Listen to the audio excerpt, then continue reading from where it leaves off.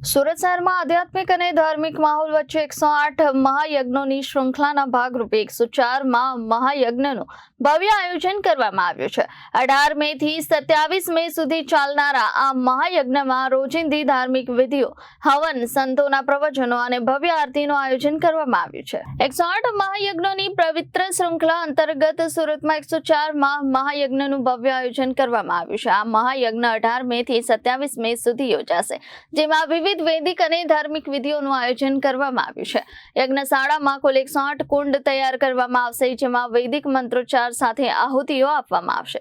દરરોજ સવારે હવન, બપોરે સંતો અને મહંતો દ્વારા ધાર્મિક પ્રવચન તેમજ સાંજે ભવ્ય આરતી યોજાશે। આયોજકો દ્વારા જણાવાયું છે કે પ્રકૃતિની રક્ષા અને પર્યાવરણની જાળવણી માટે આ યજ્ઞ પ્રકૃતિના ભોજન સમાન છે।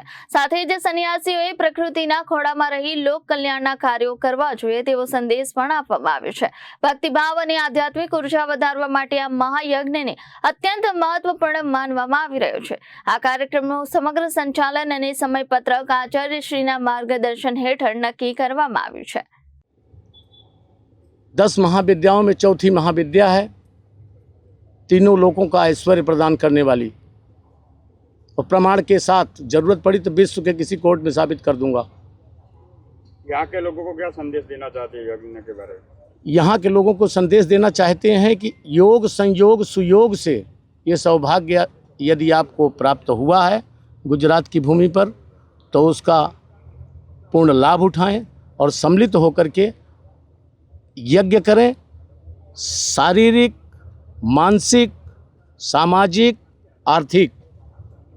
गुरुजी, अभी विकास की आंधी दौड़ में प्रकृति का सबसे ज्यादा विनाश हो रहा है, इसके बारे में आपकी क्या सोच है? उसी प्रकृति जो विनाश कर रहे हैं उसी की रक्षा के लिए ये कर्म कर रहे हैं। प्रकृति का भोजन क्या है? यही है यज्ञ कर्म। अभी तो बताया आपको थोड़ी देर पहले कि उनका ये भोजन है। भोजन हम देते नहीं, अपेक्षा करते हैं। यज्ञ से सकारात्मक ऊर्जा मिलती है, पॉजिटिव एनर्जी, जिसके आधार पर इसी प्रदेश के प्रधानमंत्री हैं, इसी प्रदेश के। और भारत के इतिहास में कोई ऐसा नेता नहीं पैदा हुआ जो पहले दिन विधानसभा की सीढ़ी पर प्रणाम करके चढ़े और अंतिम दिन रिटायरमेंट ले, एक भी दिन कुर्सी से ना उतरे। भारत में अभी तक कोई नेता नहीं पैदा हुआ। हमने देखा कि अगर कथा करने जाइए तो भी विरोध है, कहीं आप जाएंगे तो भी विरोध है, लेकिन यज्ञ कर्म ऐसा कर्म है जिसका कोई विरोध नहीं। भगवान मानिए तो, विज्ञान मानिए तो, क्योंकि साइंटिस्टों ने जिन साइंटिस्टों ने खोज किया है उसमें ज़्यादातर अंग्रेजी है। चाहे ट्रेले हों, चाहे और साइंटिस्ट हों, उन्होंने यज्ञ के विषय पर अगर शोध किया तो वो विदेशी थे। विदेश भी इसको मानने पर विवश है, इस कर्म को, इसलिए इसका कोई विरोध नहीं हो सकता। फिर अध्ययन किया कि यज्ञ कर्म सर्वश्रेष्ठ कर्म है। जितने कथाकार आपको मिलेंगे, चाहे राम कथा, चाहे भागवत कथा, चाहे शिव कथा, जो भी कथाकार होंगे, किसी से भी आप बात करेंगे तो कहेंगे कि यज्ञ कर्म सर्वश्रेष्ठ कर्म है, लेकिन हम नहीं करते, हम सिर्फ कथा सुनाते हैं। इसलिए संकल्प लिया कि भारत के सभी प्रदेशों में घूम करके यज्ञ करूंगा, भ्रमण करते हुए। और आज के 22-24 साल पहले गुजरात में दमन, इधर भावनगर, इस सब क्षेत्र में हम यज्ञ करके जा चुके हैं। मैंने आपसे अभी थोड़ी देर पहले कहा कि नंबर क्यों है, क्योंकि मैं यहाँ पर वो सब डिस्कस नहीं करना चाहता। ये मीडिया है, आप अपने काम से काम रखिए। अध्यात्म होता है।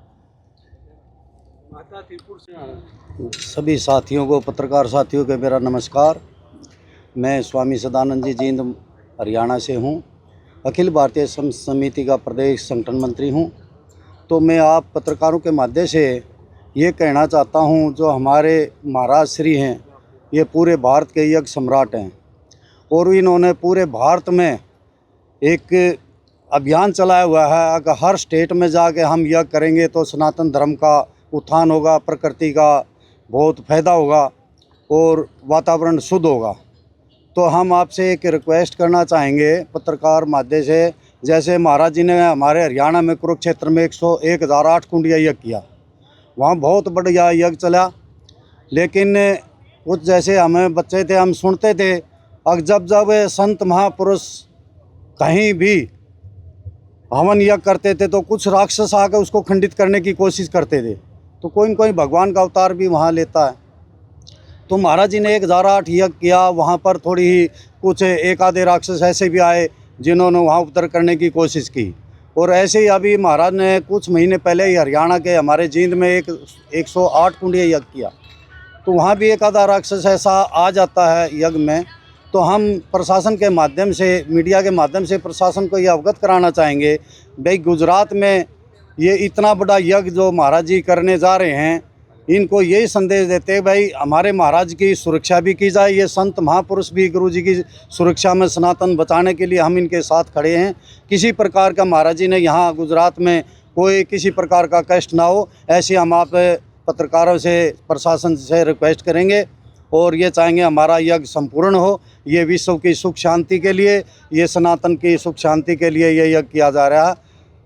नमस्कार। ब्यूरो रिपोर्ट, जनादेश न्यूज़, सूरत।